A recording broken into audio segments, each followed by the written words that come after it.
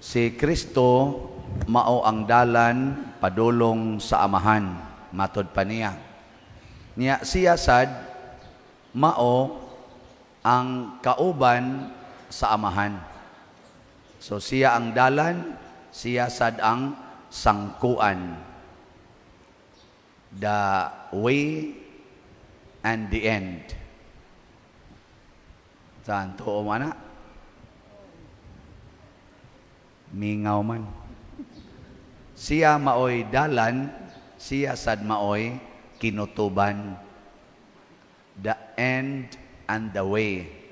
He is the means, matod pa sa philosophy, the means and the end.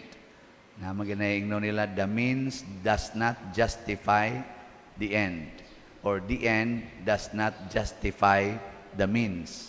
Pero siya maoy means, siya say end. Mo na ingon siya, ako ang dalan, pero inikakita sad nimo nako, nakakita na sadkas amahan. Nakaila na sadkas amahan. Dili nakakinahanglang mangayo pa nako nga ipakita ang naong sa amahan. Kay ako ug ang amahan usara, pero ako ang dalan padulong sa amahan. Pananglitan, himo na to example kana kamong mga minyo. Mga minyo ba?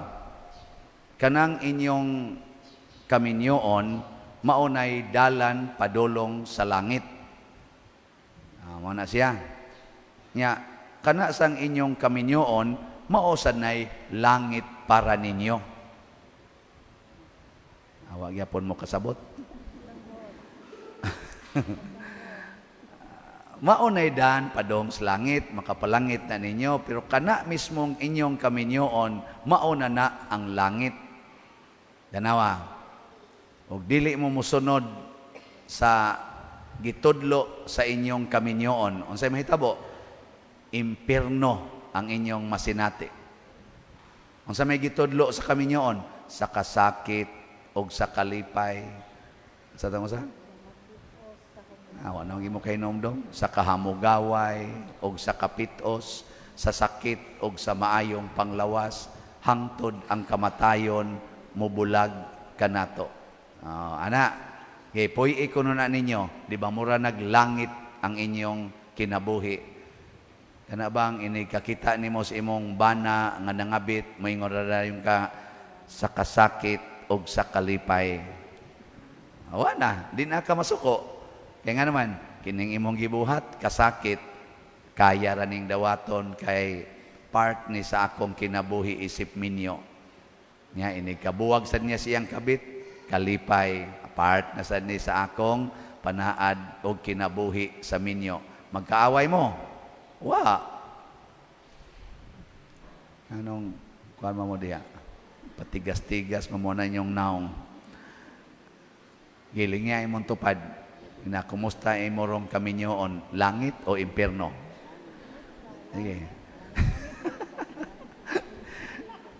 Kanang wa mulingi, klaro kay na giyawaan naman na ba?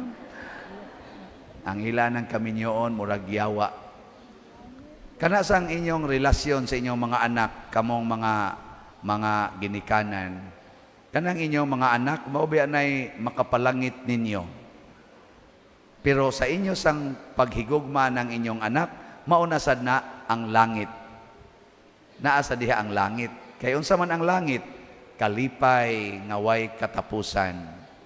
Sigihig kasaba inyong anak, di ba murag yung kag impierno. Pero sigihi og higugma, sigihig alagad, di ba murag ginaglangit ang inyong kinabuhi. Oh, bisag di na mubangon inyong anak, mingon dayon ka, I love you. Og mubangon ka, I love you. Og di na ka mubangon, I love you. Nothing gonna change my love for you. Wag yoy kaguol. Mo eskwela ka, I love you. Og di sa ka mo eskwela, sawan? I love you. O di ba? Kadindot ana. Nya unsa man nato paghimo? Matod pa sa unang pagbasa, ayaw pagsigig concentrate anang kwarta o kanang pagkaon, concentrate sa pagampo o sa pagsangyaw sa maayong balita. O unsa mang maayong balita nga atong isangyaw, nga matod pa sa ikaduhang pagbasa, si Kristo mao ang bato nga atong sukaranan, atong salipdanan, atong kusog, atong panalipod. Siya ang bato. Apan kining maong bato, matod pa sa ikaduhang pagbasa, gisalikway ni sa kadaghanan sa mga tao, labi na gyud sa mga dautan. Kanang anggong bato usahay mo nay atong salipdan kanang inigubat igpinusilay, di ba, mangita man sila bato kay mo salipod. Pero kana biyasang bato usahay mapandol biya kana, mausan nay muguba sa imong tiil. Bato ba usahay madalinas ka, madakda ka, na di nakakalakaw. Muna nga niingon sa ikaduhang pagbasa, para sa mga naluwas, para sa mga buutan, si Kristo mao ang bato nga salipdanan, dangpanan. Pero sa mga taong dautan, si Kristo bato nga makapandol.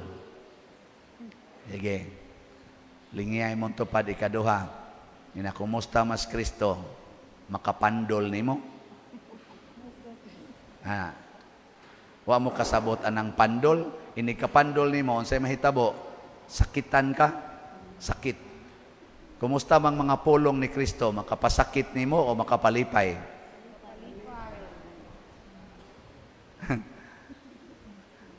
Sige, atong testingan. Kanang niingon si Kristo, ibaligya ang tanan nimong katigayunan og ang halin ihatag sa mga kabos. Abisan na lang ipalit og slat, ana baron. Makapalipay na nimo, makapagool. Wa na, so good na yun. Pader, wa sa na ilabot, pader, ready sa na pwede na, pader, ikaw ba, lain sa na mo? Mao man ay pulong ni Kristo. Sa mga taong nakailan ni Kristo, makapalipay gid na. Muna ang tanang na malit og slots nato, malipayon.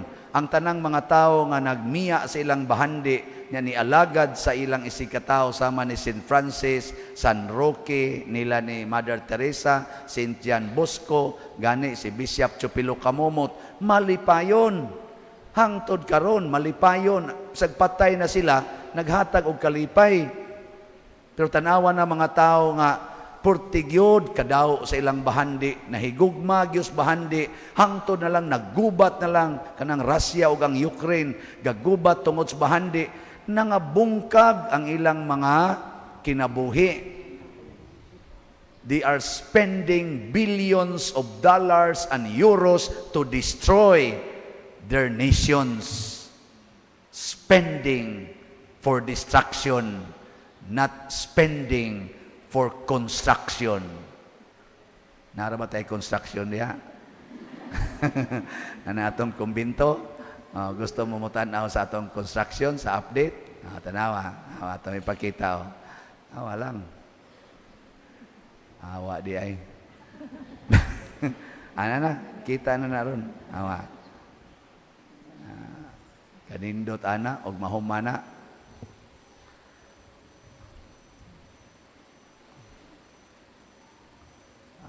Awa lang. So good na. Kana, bayranan mo na.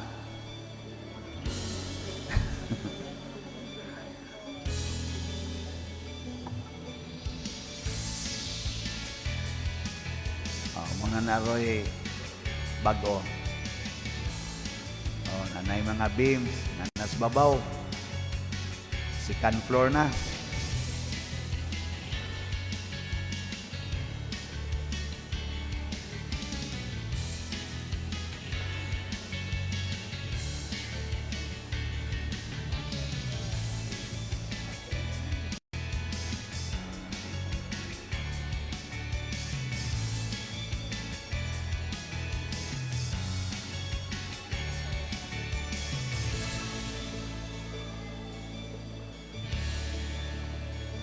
Okay, salamat. Atong pakpakan.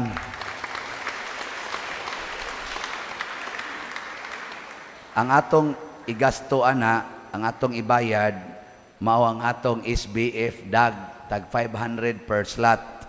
As of yesterday, ang atong halin niabot na 18,029 slots. Pakpak. anaapay 57,971 ka slots nga available para makumpleto gito projika. Kagamay ra ana, pila ra ng mga 35 million, pila ra ng mga 30 million.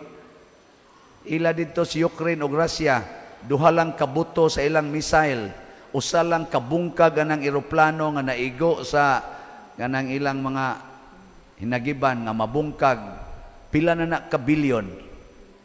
Ting rabiha kada lang lupad anang ilang eroplano, nya rak-rak anang ilang missile perting daghana, nya ang mga igo sa dito sa yuta kadto sang mga buildings, mga unsa na diha, mga structures, mga tangke digira, mga bungkag, pila na ka bilyon. Nya kamo di mo spend para lang ani sama inyong paboton nga mag-abot na nga rin natong gubat. Unya pa mo mugastog kwarta nga wa na mo'y mapalit.